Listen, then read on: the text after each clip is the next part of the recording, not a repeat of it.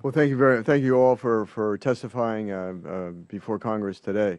I had a Veterans Committee hearing scheduled at the very same time, so I left that early to come over here in interest for what you're doing. And I wonder if you could just all of you say where it is this, what is the end state in terms of, and I think in terms of the questions that we all have, surrounding healthcare, quality, access, and cost, and how what you do influences those same critical, those three critical areas that are so important to the American people.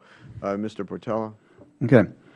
So, of course, you're mentioning quality, access, and cost. I think that on our testimony, we are addressing those three areas.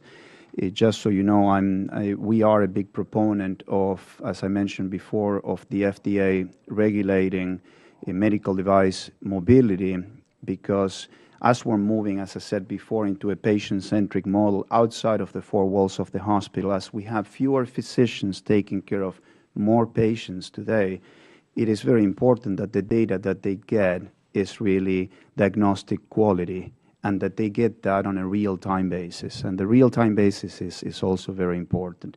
So that is as it relates to quality. I think that the area of cost also, it's very important. I was mentioning before that we are partnering with a number of healthcare organizations like Dignity Healthcare, Ardent Healthcare, HCA, that are helping us to really figure out what is the right model moving forward with all the different hits that they're getting. We were talking about sequestration and the impact that brings into many of these healthcare organizations. So as far as cost, we are putting the models in place with them. And in some cases, we're going on a risk-sharing basis to be able to work with them. As far as access, what we talked about is the challenge of interoperability, the fact that there are a number of standards for healthcare information exchange, but standards that are not enforced by the government and the vendors are not complying with. Even though there are standards, as we mentioned before, like HL7, there are certain areas of HL7 where the vendors get flexibility to put proprietary formats in that language, and for some reason, all the vendors decide to put 99% of their data there and 1% following the standard.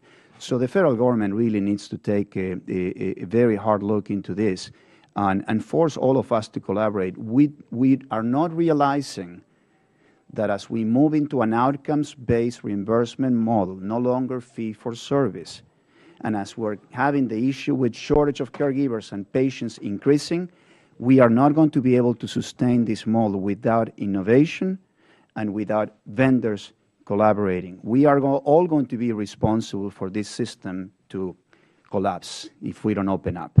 Okay. Mr. Brophy? Yes, our model is built with a desire to make a difference in the areas of quality, access, and cost. So I appreciate the question. The insurance company of today, the managed Medicaid fixed price provider, essentially, manages a population, including those with severe chronic conditions, and often does that through case managers. The case managers often reach out occasionally through telephone calls to try to connect with those patients. We work directly with those case managers across the nation, and they're incredible individuals. They care, they're expert, they can make a difference if they can just connect with, for example, the severe asthmatic. We, through our mobile application, give that case manager the opportunity to be present, in a sense, every day of that child's life with severe asthma, a connected way that is right there in the child's life, that rolls back to the case manager website. They can provide incentives and motivations and insight. So we increase the scale and the reach of the case manager. In turn, that provides access. This solution has been deployed from urban Detroit to rural Kentucky for populations that otherwise wouldn't have access to a daily stewardship of their condition. And in terms of the cost equation, we've targeted insurance companies because our belief is that we lower the cost for insurers, that plays a significant role in lowering the cost of our nation's health care and lowering the cost of everybody's access. Mr. Chairman, can I have unanimous consent to have one more minute? No, So I can have the other absolutely. two? This is very interesting. Okay. Yeah. Yeah, thank you for the question, Congressman Coffman. Given that you were just at the VA committee, I should mention that our app also gives every veteran the ability to download their blue button record from the My Healthy Vet website.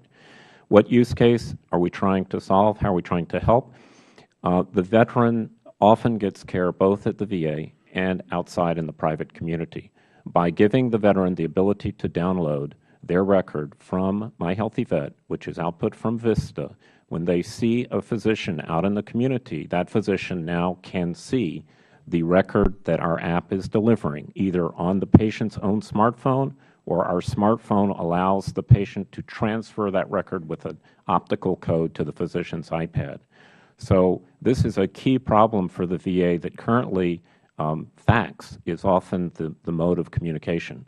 So we believe by offering this is an important way we can affect quality of care and cost for the Veterans Administration. And we're on the VA website as a Blue Button partner listed there. Veterans can go there and link to our app and download our app from iTunes or Play Store.